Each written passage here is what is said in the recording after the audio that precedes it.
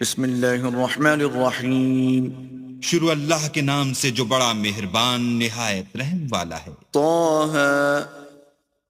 ما انزلنا عليك القرآن لتشقى طٰہٰ، اے محمد صلی اللہ علیہ وآلہ وسلم، ہم نے تم پر قرآن اس لیے نازل نہیں کیا کہ تم مشقت میں پڑ جاؤ، إلا تذكرة لمن يخشى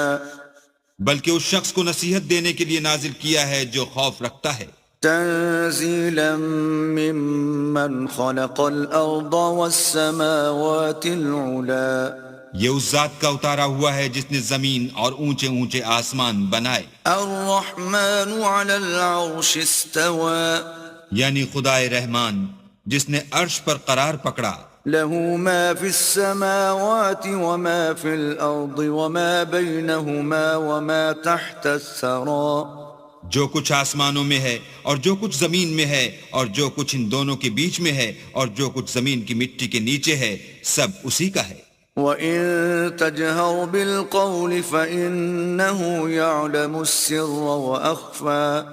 اور اگر تم پکار کر بات کہو تو وہ تو چھپے بھید اور نہایت پوشیدہ بات تک کو جانتا ہے۔ اللہ لا الہ الا هو له الاسماء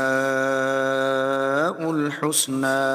وہ معبود برحق ہے کہ اس کے سوا کوئی معبود نہیں ہے، اس کے سب نام اچھے ہیں۔